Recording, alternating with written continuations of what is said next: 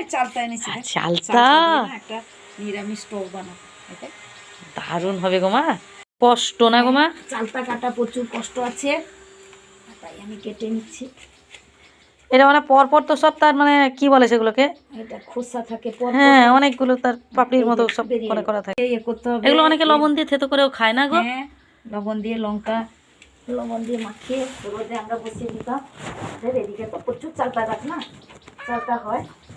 তারপর এই অংশটা নেব, আর এটাও নেওয়া যায়, আমি একটাই নেব। এটা ভালো করে ছাড়িয়ে নেব, একটাতেই টক হয়ে যাবে মনে হচ্ছে বেশি। এই যে কেটে নিলাম, এরপর এটাকে ছাড়িয়ে নেব।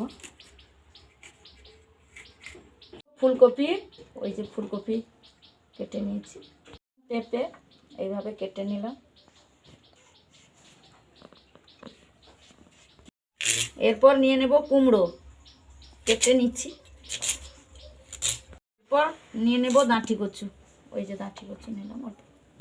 এগুলো সব নিয়ে আমি রান্নাঘরে চলে গেলাম, গ্যাসটা ধরিয়ে দিলাম, কড়া বসিয়ে দিয়েছি, কড়া গরম হচ্ছে। তারপর আমি ওই চালতাগুলো হালকা একটু থেতো করে নেব, হালকা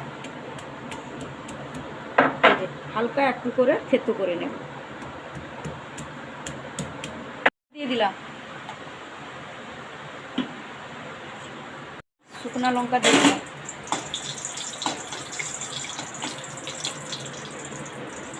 দিয়ে দিলাম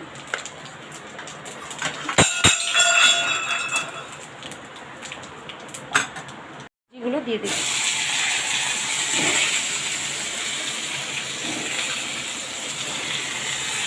চালতাটাও এর সাথে দিয়ে দিলাম।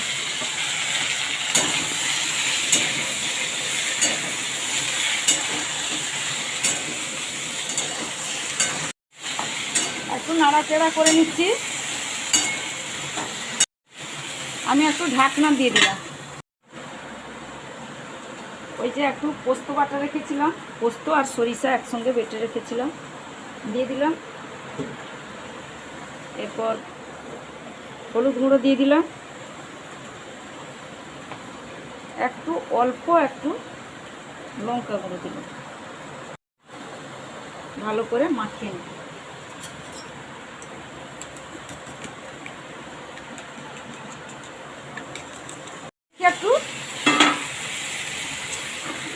একটু উপর নিচ করে দিই,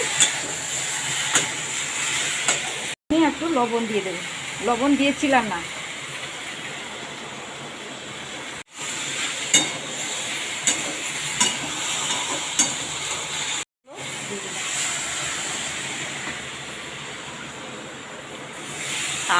কি সুন্দর একটা স্মেল ছড়াচ্ছে জানো মা, মানে এখনো তরকারি কমপ্লিট হয়নি, মানে শেষ হওয়ার আগে একটা দারুণ স্মেল ছড়াচ্ছে। দিয়ে দিলাম ফুটফুটি, ওরে বাবা গো, ঘুমিয়ে যা ঘুমিয়ে যা ঘুমিয়ে যা ঘুমিয়ে যা ঘুমিয়ে যা। ঢাকনাটা খুলে দেখি, এই তো একটু হবে।